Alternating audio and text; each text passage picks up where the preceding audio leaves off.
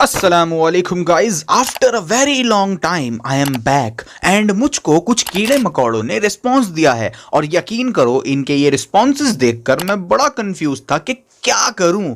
Confuse इस वजह से था कि इन्होंने इन दो रिस्पॉन्सेज में इतनी बोंगियां मारी हैं कि मुझे समझ ही नहीं आया कि किन का जवाब दूं और किन को स्किप कर दूं। तो मैंने अपनी मर्जी से स्ट्रीम्स में से कुछ बोंगियां आपके लिए निकाली हैं, जो मुझे लगी कि हाँ इस पर रिस्पॉन्स देना चाहिए, इससे इनकी जहालत भी एक्सपोज होगी।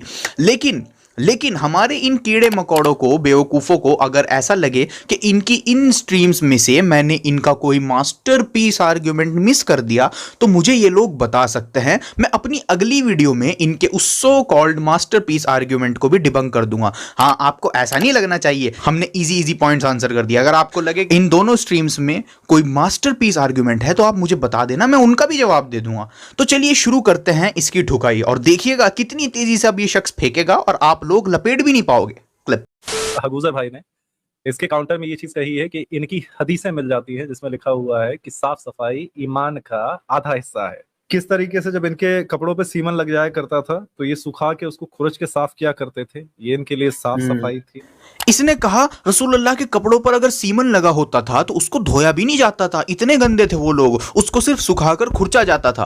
Again this is stupidity. ये लोग पता नहीं कहां से आधी अधूरी हदीसें पढ़कर कंक्लूजन ड्रॉ कर लेते हैं। अगेन ये लोग इतने जाहिल हैं कि इनको यहां तक नहीं पता एक हदीस को पढ़ा कैसे जाता है, क्योंकि सही अल बुखारी 229 एंड सही मुस्लिम 289 ए नंबर हदीस में एंड कई और हदीसों में साफ साफ लिखा हुआ है कि अगर रसूलुल्लाह सल्लल्लाहु अलैहि वसल्लम के कपड़ों पर सीमन के दाग होते थे तो हजरत आयशा उनको धोया करती थी और रसूलुल्लाह फिर उस कपड़े को पहनकर नमाज में जाया करते थे और धुलाई के मार्क्स, वाटर स्पॉट्स, ध्यान से पढ़ो गधो, वाटर स्पॉट्स विजिबल होते थे, क्लियर एज डे लाइट। बेवकूफो, और फेंको तुम।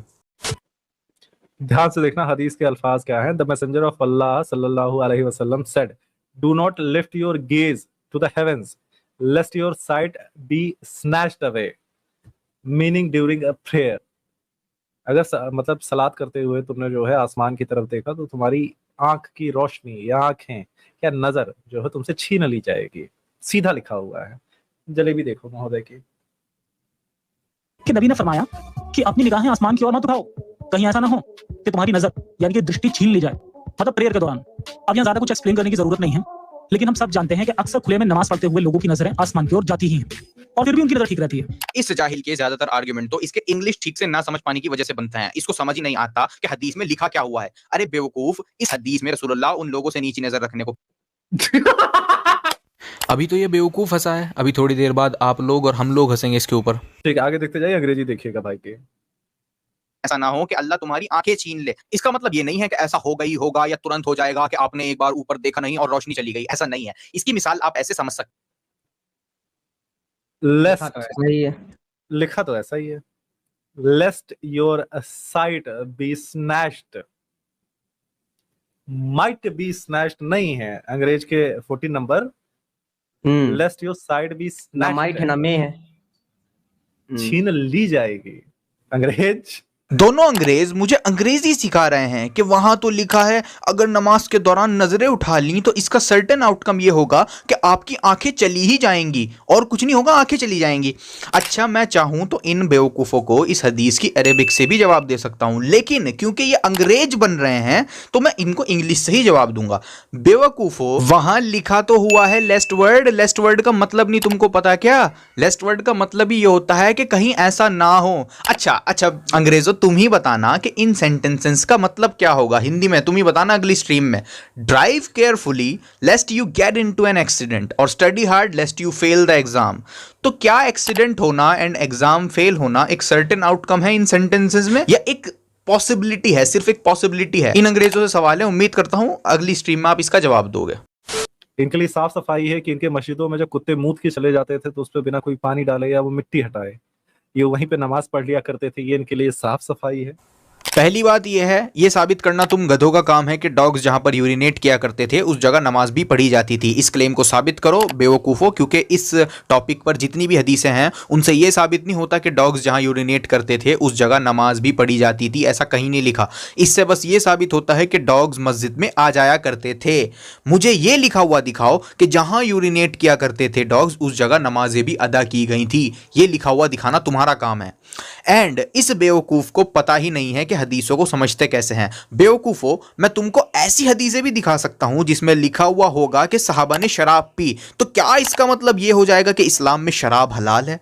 ऑब्वियसली नो, क्योंकि एक टाइम होया करता था जिस टाइम किसी पर्टिकुलर चीज के लिए कोई रूलिंग्स नहीं होया करती थी, लेकिन एंड में उस चीज पर फाइनल रूलिंग आ जाया करती थी। इसी वजह से शुरुआत में शराब पूरी तरह हराम नहीं थी, लेकिन बाद में एंड में उसको हराम करार दे दिया गया था। ठीक उसी तरह एक टाइम था जब मस्जिदों में डॉग्स आ जाते थे, लेकिन उस टाइम इस चीज पर कोई रूलिंग नहीं थी कि क्या किया जाए अगर मस्जिद में डॉग्स आ जाएं तो। लेकिन फिर एक के बाद एक कई रूलिंग्स आई, जैसे सुनन नबी दाऊद 455 नंबर हदीस में आता है, रसूलुल्लाह सल्लल्लाहु अलैहि वसल्लम ने कमांड दी कि मस्जिदों को साफ रखो और परफ्यूम स्प्रे करो, यानी मस्जिदों से बदबू नहीं आनी चाहिए।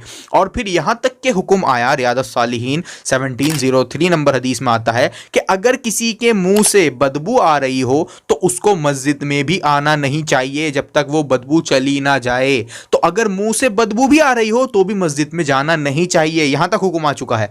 और सुने, डॉग्स के ताल्लुक से भी रूलिंग्स आई थी बाद में। सही मुस्लिम 2105 नंबर हदीस में आता है, फरिश्ते उस घर में एंटर नहीं करते जिस घर में डॉग्स हो। तो ये एक लंबी हदीस है, आप इसे पूरी पढ़ सकते हैं। इस हदीस में यहां तक आता है कि रसूलुल्लाह सल्लल्लाहु अलैहि वसल्लम ने जिस जगह कुत्ता बैठा था उस जगह पानी स्प्रिंकल किया, यानी सिर्फ कुत्ते के बैठने पर पानी स्प्रिंकल किया गया। इसका सबूत ये हदीस है, सिर्फ बैठा था कुत्ता और वहां पानी स्प्रिंकल किया गया। और यहां तक का हुक्म हमको मिलता है सही अल बुखारी 172 नंबर हदीस में कि अगर कुत्ता किसी बर्तन से पानी पी ले तो उस बर्तन को ही 7 बार धोना पड़ेगा। तो ये वाकया कि कुत्ते मस्जिद में ओपनली आ जा रहे थे, ये पहले के वाकयात हैं जब इस पर कोई रूलिंग्स मौजूद नहीं थी। बाद में जब इतनी सारी रूलिंग्स आ गई तो मैटर ही क्लोज हो जाता है। लेकिन इन गधों का लेवल चेक करें आप, इनको यह भी नहीं पता कि एक हदीस को किस तरह समझा जाता है और बनता है चैंपियन। अल्लाह ने जन्नत बनाई और कुछ लोगों को जन्नत के लिए बनाया जबकि वो अभी अपने बाप की लंगोट में ही थे, और दोजख बनाई और कुछ लोगों को दोजख के लिए बनाया जबकि वो अभी अपने बाप की लंगोट में ही थे। सॉरी भाइयों, जितने भी हमारे मोमिन भाई हैं, ये वाला पॉइंट ध्यान में रखिएगा कि हदीस में लिखा क्या है कि आप अपने मम्मी के अंदर नहीं, आप अभी अपने बाप के अंदर ही होते हैं, मतलब बाप के गोटों के अंदर होते हैं।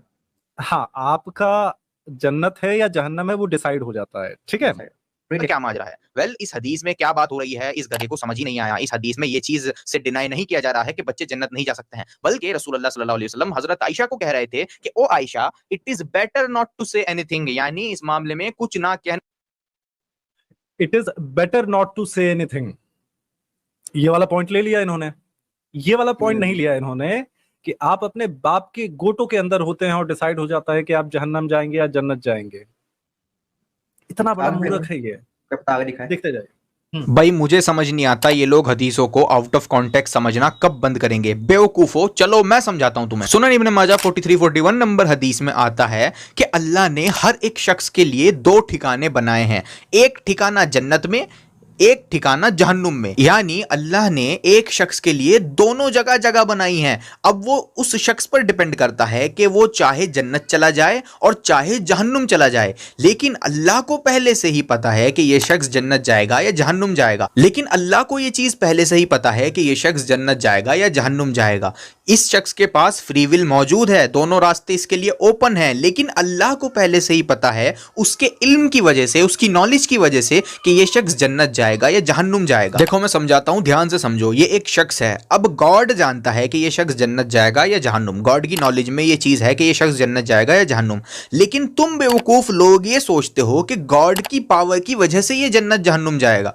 तुम गधों को समझना होगा, पावर एंड नॉलेज में फर्क होता है। नॉलेज कुछ नहीं करती है, नॉलेज आपको फोर्स नहीं करती है, नॉलेज कुछ नहीं कर सकती है। हाँ, गॉड की पावर आपको फोर्स कर सकती है, लेकिन यहां मामला यह है कि गॉड के इल्म में, नॉलेज में है कि आप जन्नत जाओगे या जहन्नुम, ना कि गॉड अपनी पावर से आपको कंट्रोल करके फोर्स कर रहा है। नॉलेज में है गॉड की, ना कि पावर में। या अल्लाह, किस मखलूक के साथ फंसा दिया इन लोगों को, तो इतनी इतनी सी चीजें भी हमें समझानी होती हैं। खैर, कुरान चैप्टर 17 वर्स 15 में आता है, जो कोई हिदायत को चूज करता है ये उसके अपने भले के लिए है, और जो कोई गुमराह रहना चाहता है ये उसका अपना लॉस है।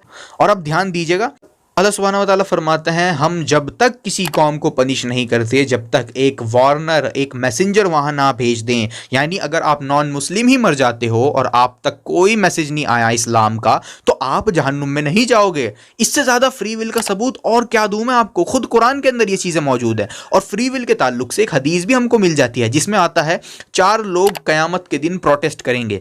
बहरे लोग, जिन्होंने इस्लाम का मैसेज कभी सुना ही नहीं, दूसरा पागल शख्स जिसको इस्लाम का मैसेज समझ ही नहीं आया, और तीसरा बहुत बूढ़ा आदमी जो इस्लाम के मैसेज को समझ ही नहीं सकता था, और चौथा वो शख्स जो एक नबी और दूसरे नबी के गैप में मर गया। तो इन लोगों को कयामत के दिन रीटेस्ट किया जाएगा, यानी ये लोग डायरेक्टली जहन्नुम नहीं जाएंगे, अगरचे कि ये लोग गुनाहगार थे और कुफ्र पर मरे, मूर्ति पूजा करते हुए मरे, उसके बावजूद भी इनको सेकंड चांस मिलेगा कयामत के दिन। तो ये सबसे फ्री विल ही साबित होता है कि अगर किसी तक इस्लाम का पैगाम नहीं पहुंचा, उसके पास सही गलत की चॉइस नहीं थी, तो लिहाजा उसका दोबारा टेस्ट होगा, उसको डायरेक्टली जहन्नुम नहीं फेंका जाएगा।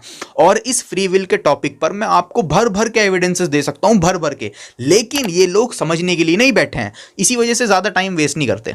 यकीन करें, ये सब इन लोगों की बोंगियां मैंने बहुत ही ज्यादा इग्नोर कर करके निकाली हैं। इस पूरी स्ट्रीम में इस कदर झूठ, मक्कारी, लाइल्मी, जहालत भरी पड़ी है कि पूछे मत। ये तो मैंने आपको सिर्फ चंद पॉइंट्स दिखाए हैं, अगर मैं इस पूरी स्ट्रीम की बोंगियों पर ही वीडियो बनाने लग जाऊं तो 10 से 20 घंटे की वीडियो भी कम पड़ेगी। लेकिन हमारे हीटेड डिबेट साहब को ये फुल आजादी दी है मैंने कि अगर आपको ये लगता है कि आपकी इस पूरी स्ट्रीम में कहीं पर भी कोई ऐसा आर्ग्यूमेंट है जिसका जवाब आप सोचते हो कि मुस्लिम्स नहीं दे पाएंगे, तो अगर आप मेरी इस वीडियो का जवाब बनाते हो तो अपनी नेक्स्ट वीडियो में मुझे बता देना कि कौन से पॉइंट आप चाहते हो कि मैं एड्रेस करूं, मैं उसको भी एक्सप्लेन कर दूंगा। बाकी इस गलतफहमी में हरगिज ना रहना कि तुम्हारी इस पूरी स्ट्रीम में कोई भी एक ऐसा आर्ग्यूमेंट था जिससे मैं इंप्रेस हुआ हूं या हमारे पास जवाब नहीं है, इस गलतफहमी में हरगिज मत रहना। वीडियो को शॉर्ट रखने के लिए मैंने इतने कम पॉइंट सिलेक्ट किए हैं ताकि लोगों को तुम्हारी जहालत दिख सके। अच्छा, इनकी जो ये फर्स्ट स्ट्रीम थी वो मेरी इस वीडियो के रिस्पांस में थी, और मज़े की बात यह है कि इन लोगों ने इस स्ट्रीम में जो भी एक दूसरे को बैठकर खुश किया है और सोचा है कि इन्होंने मुझे जवाब दे दिया, तो उसमें से बहुत सारे सवाल तो मैं ऑलरेडी अपनी इस 26 मिनट की वीडियो में आंसर कर चुका हूँ। एग्जाम्पल के लिए, तो अगर आप किसी एक चीज़ को अनादि मान रहे हैं, जैसे आप इन्फिनिट रिग्रेस वाला प्रॉब्लम पोज करने वाले हैं, वो तो आपके अल्लाह के साथ भी आएगा ना। तो इसका जवाब और इनके ऐसे कई और सवालों का जवाब मैं ऑलरेडी अपनी इस वीडियो में आंसर कर चुका हूं, लेकिन फिर भी ये बेवकूफ़ों ने सेम क्वेश्चंस किए अपनी स्ट्रीम में।